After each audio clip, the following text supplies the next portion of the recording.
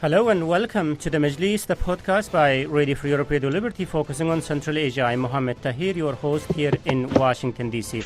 We are back in Turkmenistan, and this country has been one of our favorite topics this year, not often for good reasons. Today we plan to discuss impact of Turkmenistan's planned mega sports event, the Indoor Martial Arts Asian Games. That's about to start with participation of all the athletes from the Asian countries. Turkmenistan approaches this project as a huge PR opportunity, but already faced with challenging economic situations, this adventure is taking up the level of challenges even higher. The effect has been seen in every aspect of life, be it bread and butter issues for ordinary people, their mobility, their ability to practice their basic rights, freedoms, etc. As we are getting closer to the actual games, challenges are mounting. This is our topic for today's Majlis. To discuss the issue, I have a panel of a very distinguished guests from New York. I am joined by Rachel Dember, Deputy Director for Europe and Central Asia at the Human Rights Watch. Joining us from Prague is Farukh Yousufi, who is the Director of Radio Free Europe, Radio Liberty's Turkmenistan service, and Bruce Pannier, Editor of Radio Free Europe, Radio Liberty's Central Asia blog called Kishlok Awazi. Welcome on board, ladies and gentlemen. Thank you. Thank you. Thank you. Very nice to have you. So, Farukh, let's start with you. Tell us, please, where we are at this stage in terms of preparation. Is Ashgabat ready to go for the next week? I think from the point of view of the authorities, yes, Ashgabat is ready. It's being prepared, and they had various wasteful events for that. They staged an event to lit the fire for the Asian Games in some kind of a remote area. So they are still wasting money for this event. I have to correct you, Muhammad. It's not a mega event. Yes, for the authorities, it's a mega PR opportunity, as you pointed out. But it's just indoor games. It's the level is like something a competition between universities or between high schools, and the country already spent more than some countries spent for Olympic Games. To what we know, they have already spent close to $15 billion. The country that's suffering the worst economic crisis since its independence, and they've been restricting everything possible.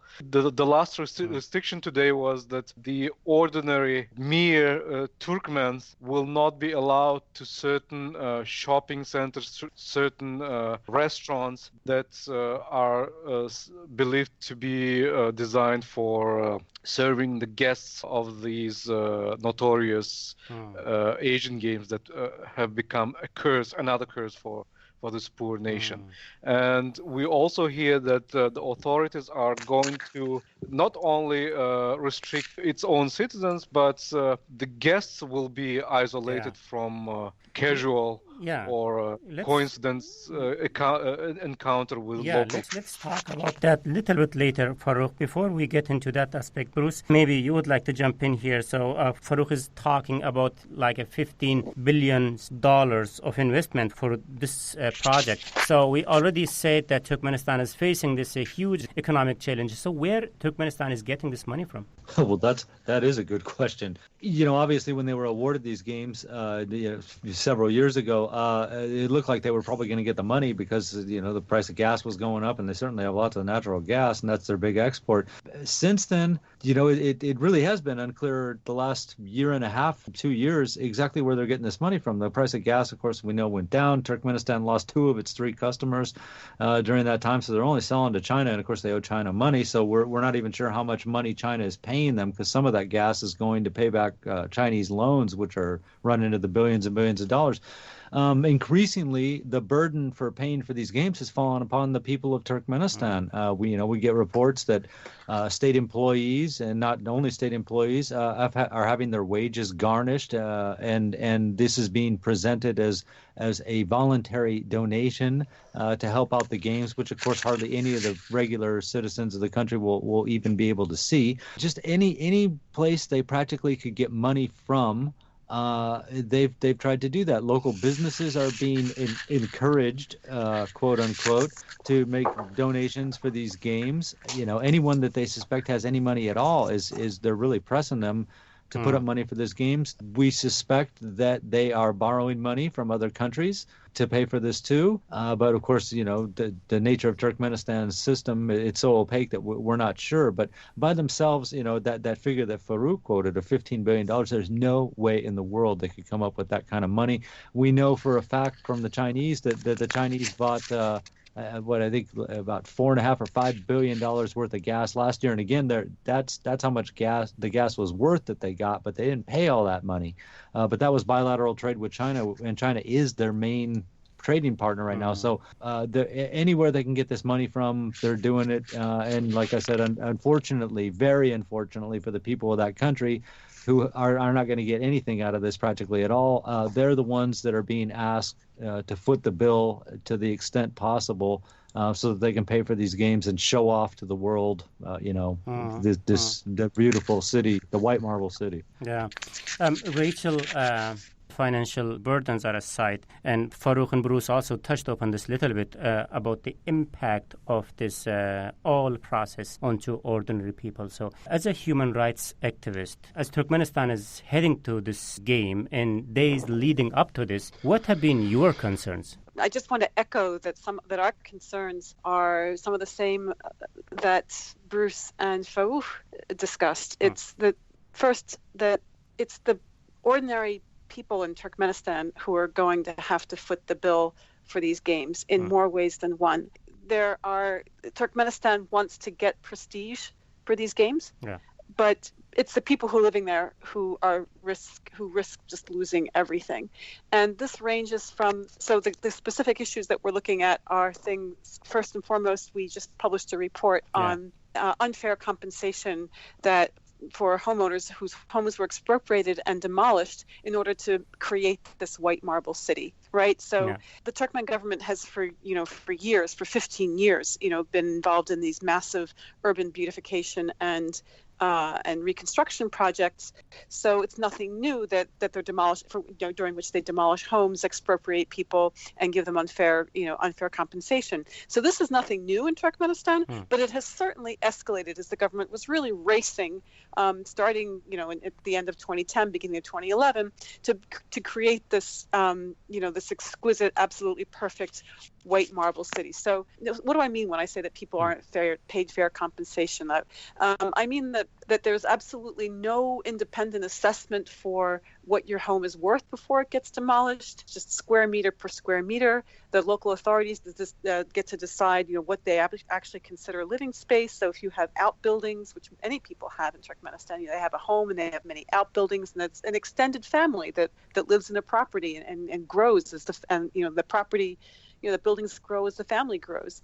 So, you have authorities just, taking, an extended family of, 10, maybe 15 people who've been living in a home that they sort of built out, and then giving them some crappy 2 or 3 room apartment in a disgusting building that has leaks and molds and the elevators don't work and things like that. So they're really cheating people. And it's interesting, you said, where are they finding the money to pay for these games? Well, at the same time that they're lavishing money on these games, they're cheating residents, the homeowners, right and left. We're also concerned about many, many other indignities that that people in Turkmenistan are being subjected to. So, for example, there was a couple of weeks ago, the government said, well, we might have to impose travel restrictions, starting 1 month out from the beginning of the game, right? So, and then, the many roads are closed. Well, okay, yes, games need some security, but, you don't close down, half the city's roads. And I want to emphasize that this is completely abnormal, right? So Human Rights Watch has done research on truly mega sporting events in a number of different geographies. I've never seen anything as perverse as this, right? So, and just to underscore what Farouk said, this is not a mega event, right? It's an international sports event. It's indoor and martial arts games. It is not. It's the Turkmen government that's turning this into a mega vanity project at the price that that just regular Turkmen citizens are going to pay. The problems that you mentioned, Rachel, to continue with you, it's obviously appalling. Also, copying from your words, assuming that Turkmenistan is also doing this for show, and the ones who are participating in the show are, in fact, playing in hands of Turkmen authorities. I'm talking about these foreign athletes who will be joining the game in Ashgabat next week. So some NGOs, I believe, Human Rights Watch was part of it, was trying to convince foreign governments to ignore this game. What happened to those efforts? Any success? So, look, I don't think that it's athletes who should have to pay the price for the Turkmen government's wrongdoings and Turkmen government's violations. Athletes shouldn't be punished. So this is the fifth indoor Asian martial arts games. Athletes have gone to other countries for this event. They should be able to go wherever they need to go to participate in these games. What's appalling is the conduct of organizers and owners of these games, the Olympic Council of Asia, the OCA, to whom Human Rights Watch and the Turkmenistan Initiative on Human Rights, we've been working together with them, including on the House Demolitions Project. They have not responded to a single one of our 5 letters on a variety of different issues, ranging from the harassment and threats against Radio Free Europe journalists, Radio Liberty journalist Sultana Achilova, thank you. Ranging from that and to House demolitions issues, to the freedom of movement issue. And this is a disgrace because the Olympic Council of Asia is a member of the Olympic movement. Its charter is it's guided by the Olympic Charter. It's obligated to uphold the values that are enshrined in the Olympic Charter, which include human dignity, respect for human dignity, and respect for press freedoms.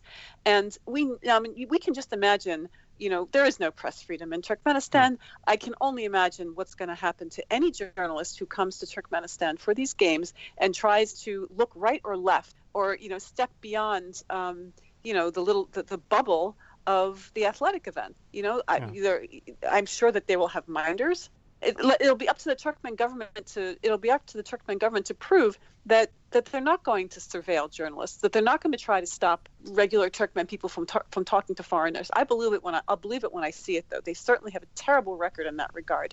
Okay, Farouk, let's continue with you. Earlier, you were pointing at some of the challenges that, because of this game, people are facing these days. Starting with your own journalists on the ground. Already, I know that they are working in a challenging situation, but this game had any effect on their day-to-day working? Yes, of course they did. And first and foremost, as you know, Sultan Achilova was again attacked as she was taking pictures, gathering material about the effects that the preparations for these games had on the lives of ordinary people.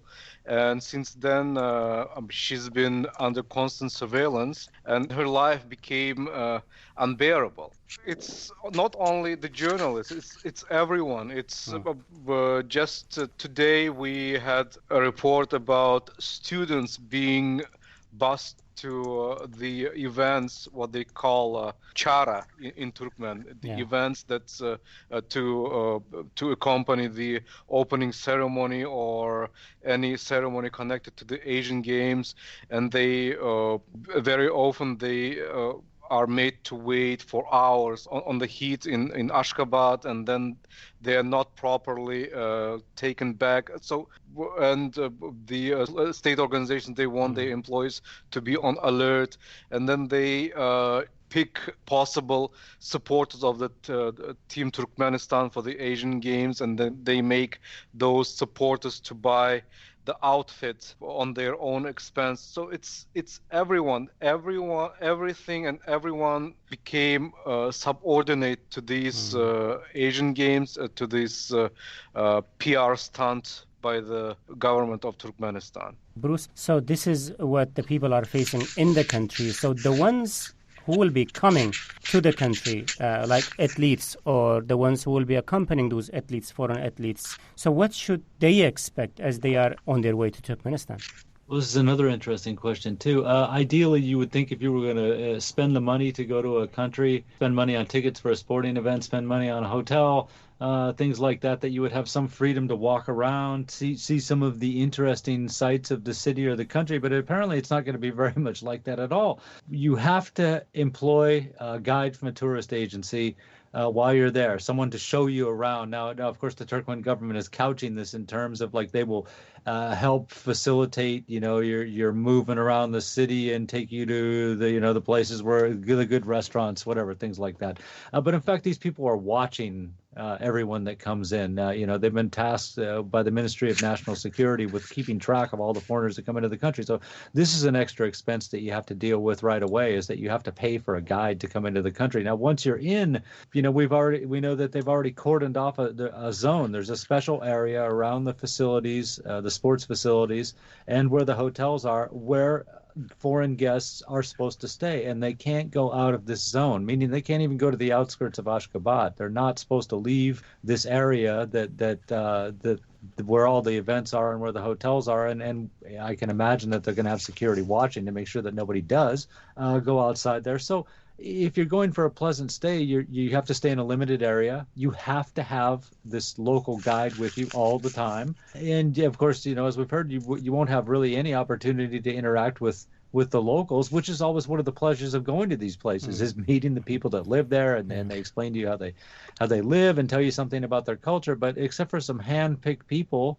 that the Turkmen government have already designated, the guests arriving won't have any chance to see these kind of people at all. So they're really, paying to live in a bubble for a while and see this totally artificial place that the government has spent, billions of dollars creating, specifically to try to convince people that all of Turkmenistan, or this is the soul of Turkmenistan, this beautiful part that you're in, when in fact it's really a facade. Farouk, before we get into the second part of the show, Turkmenistan, we know it's already a very restricted country, but this unprecedented restriction, how the authorities are explaining that? They do not explain. They just say we are doing. And very often they don't even announce. They will give maybe some small notes somewhere on an official website that this street will be closed. But the population the residents find out that this place was closed when they arrived there, because of what Turkmenistan went through this 25 or 26 years of independence. They've been really testing the patience of the people. People were patient, and that's why I assume that the Turkmen authorities assume that people take it as granted, it for granted that they will just close, they will not announce, they will not explain anything, and people will have to cope with it. Thank you very much, Farouk. So, as all, we agree that this project is coming with huge cost for both the country and also to its population. So, what happens after the project? Where is this leaving the country, and what are the plans about the future of these infrastructure? We will continue the discussion talking about these and many other questions shortly. Hey everyone, before we get into the second part of the show, just a quick reminder that if you really like the Majlis podcast, there's a real chance that you will also like my other radio show that's called Gandhara Podcast. The show discusses latest developments in Pakistan and Afghanistan from local perspective. And the podcast is published in every second week on Radio Free Europe, Radio Liberty's Gandhara website. It's a totally must-follow discussion for foreign policy nerds with interest in the region. First, let me recap the debate that today on the Majlis, Radio Free Europe, Radio Liberty Central Asia podcast, we are discussing Turkmenistan's Asian Games and its impact on ordinary people. To discuss the subject, I'm joined by Rachel Denver, Deputy Director for Europe and Central Asia at the Human Rights Watch, Farouk Yusufi, Director of Radio Free Europe, Radio Liberty Turkmen Service, and Bruce Pannier, Editor of Radio Free Europe, Radio Liberty Central Asia blog called Kishlak Owazi. I am Mohammed Tahir, host of the Majlis here in Washington, D.C. Welcome back, ladies and gentlemen. So now let's talk about September 28th, when things will be over. The country is overwhelmingly under debt. Athletes are gone. Where is this adventure leaving Turkmenistan in? Who wants to take the question? Rachel, maybe you? Sure. Well, leaves the country. It leaves the country in a huge pile of debt, as you said. I think that leaves the country scrambling. Yeah. It leaves a lot of very people who have been put upon and are resentful. Perhaps, I hope that they feel a tremendous sense of relief that all of this is over. God forbid if any of them actually tried to have contact with foreigners and who are coming to the country. They will certainly, I fear that they will face repercussions. I want to know what's going to happen to all those hotels that they built, and these facilities. What are they going to do with them? Yeah. But I wouldn't, I think our experience with other sporting events that are held for prestige reasons in countries that are autocracies or worse, there's an expectation that, once the event is over, there'll be the authorities will relax a little bit, and there'll be like a thaw. That in no country that I have in recent years have I seen that to be the case. So I would not rule out more crackdowns on people who are angry or people who the government fears will be angry. The government's got a lot to be insecure about these days. So I think they're just gonna. I fear that they're just gonna get completely act on their worst paranoias and just create more of a self-fulfilling prophecy. Farouk, maybe you have an answer to Rachel's question. So what will happen with those infrastructure, those hotels and those, I don't know, whatever they are building, they've been building so far? Turkmenistan has had this kind of experience of empty hotels and empty facilities. As you know, in Avaza. Avaza is a Turkmen government's project to show the world that they can also build a Dubai-like town in nowhere. And we see that that resort area is mostly empty and most of the time.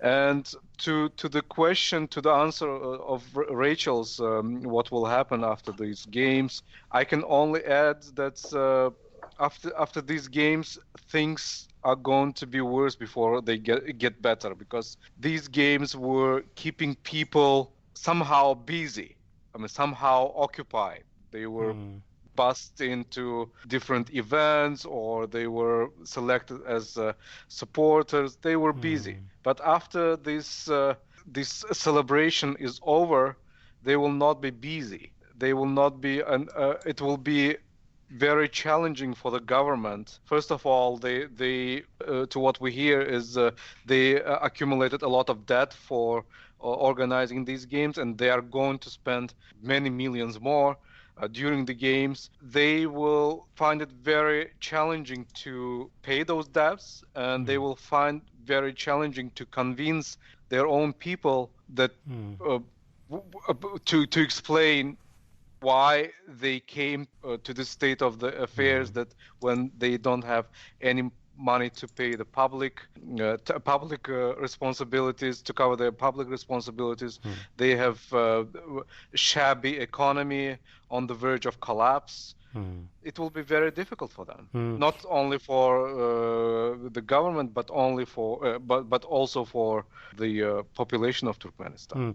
Bruce, this Farouk's points brought me to another very important question, that he said that the game or the preparation keeping some people busy, and the other huge group was busy with this project was the ones who are working in these projects as laborers. And once the project is over, their job will be over. What kind of effect that is going to have on day-to-day lives of thousands of people, I believe? Well, for me, this has been one of the big questions for months now. We know that unemployment in Turkmenistan is huge by anyone's standards. They don't put out these kind of figures, but I know Farouk has had reports earlier that at minimum it's 60% unemployment in the country, right? They've been laying off people in the gas sector, which is, that's like the backbone of their economy, and that's how bad things have gotten. That they might have laid off half the workers in the gas and oil sector in the country.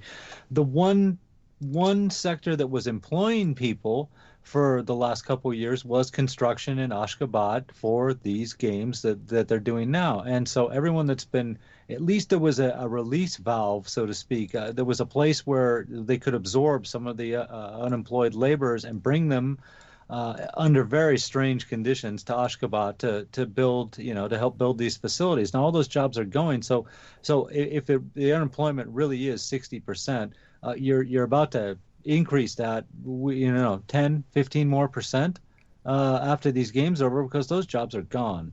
And again, these were a lot of times these were people that came from the different regions where, of course, the economy is much worse than it is in the capital. And I'd mentioned they'd worked under strange conditions, and I think it's worth pointing out that they don't let people from outside Ashgabat into Ashgabat. They do let the laborers in, but they can't stay in Ashgabat. They live on the outskirts of town and they ride buses in to get to work because they can't drive their cars in. They don't let cars from the regions in and haven't for months now.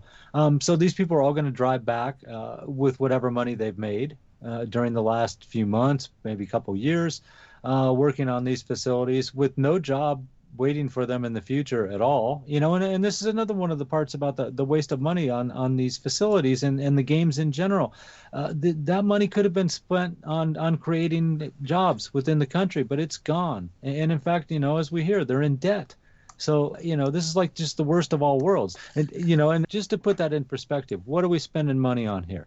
A monorail that runs, like 1 or 2 kilometers, that is worthless the minute the games are over. What are they going to do with that? Nothing. They've installed marble curbs along the sides of the roads in places. That's idiocy. Cars drive there, they park against it. Why would you have white marble curbs? And all that's done for 10 days, just for a 10-day event. I would think that after the games are over, their security forces are really going to be tested, because the patience of the people has got to be really low, and life is going to get worse for them in the future. It will not get better because there's just no money to do anything for them anymore. It's all been spent. Unfortunately, we have to conclude the discussion. But before to do that, final question, maybe, Rachel, we can start with you. If there is anything good coming out of this game, what is that? Well, I would hope that the only good thing that would come out of this game would be a heightened awareness on the part of the International Olympic Committee that it has to rein in what's happening, or get a closer grip on what's happening in the name of the Olympic Charter in other parts of the world. Turkmenistan should never have been given these games. This should never have happened. There needs the International Olympic Committee has done a lot to introduce human rights reforms into its host city contracts that it signs with host cities. Now, this is not an Olympic game, but still the OCA is part of the IOC. So maybe so there needs to be closer scrutiny by the International Olympic Committee about what's happening in other Olympic committees and what they're up to. I just want to leave one thought though, and that's the thought of Faritu Fatulin, who said recently, I could not have said it better, that the games last all of 10 days, but people are going to suffer for years to come. Okay, the same question, Bruce and Farouk, to you before we end the discussion. So if anything good coming out of this game, what that would be? Yeah, I think anything good could be done by the participants of these games, especially the Western or foreign journalists. I hope that some of them will be able to break out of this Olympic village where they will be watched, and I hope that someone will be able to escape and get information about lives of the ordinary people and let the international community know what's going on in this unfortunate country. But for the athletes, these games mean nothing, because these games will not affect their ratings. These games are just a friendly gathering of athletes where they will just compete, and the awards that they will gain, they will win, will mean nothing as far as their position in the indexes and in the ratings concerned. Okay, Bruce, let me put you even in tougher position. From Turkmenistan's point of view, what can be the ideal outcome of this adventure? Well, that they would get glowing reviews from the journalists that were there and the athletes that participated, and they would all come away and say, Turkmenistan is an absolutely fantastic place, and Ashgabat is a beautiful city, and we've had just nothing but a great time out there, and recommend it to their friends and family and everything as an ideal place to take a holiday or at least drop by and see what's going on out there. I don't think that's going to happen. I think that most journalists that are going to go there have enough experience that they will see through this. It's clearly an artificial city downtown. And I think that in the end, although I hope the athletes have a good time, I hope the competitions are really good. I hope, that the people that are there to compete come away with something out of this. But I suspect that the reviews of what it was like to be in Ashgabat during the games will probably be generally bad from most of the visitors that go there, and certainly from the media. You have to fly in to Ashgabat, and you're going to see that what the middle of the city looks like is not what the rest of the country looks like. And I have a feeling that I won't say that I hope, but I have a feeling that when this comes away, that this will actually blacken Turkmenistan's reputation far more than it helps it. Okay, with these notes, Rachel, do you want to say something? The authorities are trying to boost Turkmenistan's international prestige with these games, but I don't think anyone's going to be impressed by how monstrously they're treating their people. Okay. With these notes, thank you very much, Rachel Dember, Deputy Director for Europe and Central Asia at the Human Rights Watch, Faruk Yusufi, Director of Radio Free Europe, Radio Liberty's Turkmen Service, and Bruce Pannier, Editor of Radio Free Europe, Radio Liberty's Central Asia blog called Kishlag Owazi, for your time, for your thoughts. Thank you. Thank you. Thank you. Thanks for inviting me. This is it from me, Mohammed Tahir, host of the Majlis, Radio Free Europe, Radio Liberty Central Asia podcast. Until next week, bye-bye.